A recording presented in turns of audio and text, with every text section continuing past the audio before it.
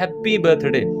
Happy birthday हम क्यों मनाते हैं, इसके ऊपर मेरी बहुत सारी वीडियोस आ चुकी हैं। अभी एक साहब ने मेरे पास कॉल किया, वो मुझसे कहने लगे कारी साहब क्या केक काटना गुनाह है? तो मैंने कहा बिल्कुल नहीं, किसने कहा गुनाह है। आप खूब केक काटो, खूब आप बर्थडे मनाओ, लेकिन इसके पीछे लॉजिक होनी चाहिए।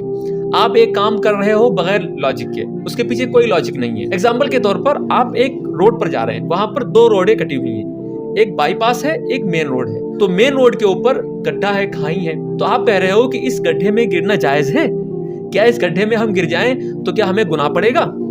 तो जाहिर सी बात है, मैं कहूंगा भाई दूसरा रास्ता तो है। आप वहां गिरोगे, फिर किसी को बुलाओगे, फिर निकलोगे, आपका टाइम वेस्ट होगा। तो इसी तरीके से आपकी जिंदगी में बहुत सारे रास्ते होते हैं, बहुत सारे कट होते हैं, बाईपास होते हैं। तो आप जिस रास्ते के ऊपर चल रहे हो, वो रास्ता अगर आपका टेढ़ा मेढ़ा है और वो रास्ता आपको लेट में पहुंचा रहा है आपको अपनी मंजिल पर, तो जो दूसरे रास्ते हैं उससे आप निकल करके आप अपनी मंजिल पर पहुंच सकते हैं। आप बेफालतू में शोर मचा रहे हो भाई, आपकी जिंदगी के दिन कम पड़ रहे हैं। आप 20 साल के हो गए हो, 25 साल के हो गए हो, 30 साल के हो गए हो, और आप खुशी मना रहे हो कि मैं बर्थडे मना रहा हूं, मेरी जिंदगी का एक दिन कम पड़ गया। भाई आपका जिंदगी का एक दिन बढ़ना चाहिए, तब आप खुशी मनाओ। दूसरी बात, अगर आप बर्थडे मना रहे हो तो आप उसी दिन जाकर के बर्थडे मनाओ जिस दिन आप पैदा हुए थे। आप रिवर्स हो जाओ, क्योंकि आप रिवर्स नहीं हो सकते, आप छोटे नहीं हो सकते, क्योंकि आपकी जिंदगी आहिस्ता आहिस्ता आहिस्ता आहिस्ता घड़ी की तरह चलती जा रही, फिर एक दिन जाकर के आप गड्ढे में गिर जाओगे। ये इंसान की जिंदगी की सच्चाई है, रियलिटी है। अभी आपने देखा होगा रतन टाटा, किसको नहीं पता, कितने बड़े अमीर उद्योगपति थे। क्या हुआ? मौत आई, खींच कर ले गई। तो चाहे आप अमीर हो, गरीब हो, बादशाह हो, फकीर हो, घर में रहने वाले हो, शहरों बयाबा में रहने वाले हो, समंदर की तह में रहने वाले हो, आसमान की छत पर रहने वाले हो, जब मौत आएगी तो ये बर्थडे, तो ये हैप्पी बर्थडे, ये कुछ नहीं बचेगा, आपको जो है कि खींच कर ले जाएगी। तो ये सारी चीजें होती हैं। और आखिर में एक और बात मैं आपसे कहूंगा, वो ये कि ये गोरों का कल्चर है, ये हमारा कल्चर नहीं, ये वेस्ट का कल्चर है। जब गोरे लोग अपनी कोई चीज नहीं ईजाद करते हैं, तब हम तक वो चीज पहुंच नहीं पाती। जब वो छोड़ चुके होते हैं, जब उनके बीच में वो चीज, वो कल्चर पुराना हो चुका होता है, तब उसको हम पकड़ लेते हैं। अब गोरे लोग, वेस्ट के लोग ये बर्थडे और केक वाला ये सब सिस्टम नहीं करते, क्योंकि उनको पता है कि भाई ये फजूल काम है। अब अपने आप को अपग्रेड कर चुके हैं, लेकिन हम अभी भी उसी ओल्ड फैशन में लगे हुए हैं। वो बंदा मुझसे कहने लगा, कारी साहब अगर मैं अपने बर्थडे के दिन गरीबों को खाना खिला दूं, गरीबों में कुछ तकसीम कर दूं, तो क्या सवाब है? तो मैंने कहा भाई उस दिन क्यों करोगे, आप इसी दिन कर दो। आप गरीबों को पैसा दे दो।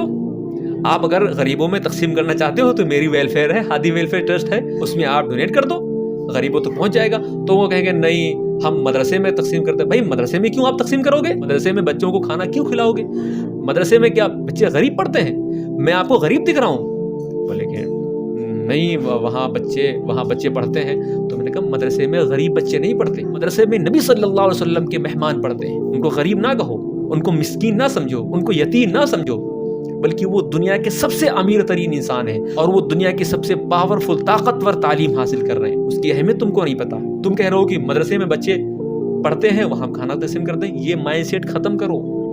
मदरसे के बच्चों को हकीर, यतीम, यसीर ना समझो। तुमको अगर तकसीम करना है तो कॉलेज में खाना तकसीम करो, यूनिवर्सिटी में खाना तकसीम करो, वहां गरीब के बच्चे पढ़ते हैं। क्यों?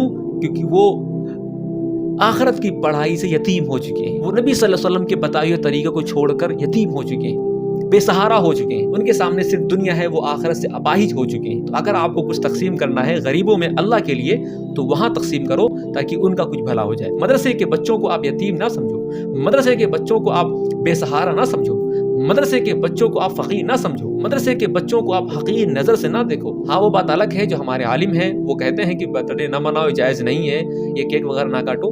देखो वो ये नहीं कहते कि आप केक काटोगे तो गुनाह पड़ेगा, ऐसा नहीं, बल्कि उनकी बात को समझो कि वो कहना क्या चाहते हैं। जाहिर में आपको लग रहा है कि बर्थडे मनाओगे तो गुनाह पड़ेगा, वो ये कह रहे हैं, लेकिन इसमें उनका कहने का मकसद ये है कि बर्थडे मनाओगे टाइम वेस्ट होगा। जब टाइम वेस्ट होगा तो टाइम वेस्ट करना इस्लाम में जायज़ नहीं है। जब जायज़ नहीं है तो नाजायज काम करना, एक नई चीज ईजाद करना, उसमें आपको गुनाह भी पड़ेगा। मेरी इतनी उम्र हो गई है, मैंने कभी अपनी जिंदगी में अपना बर्थडे नहीं मनाया।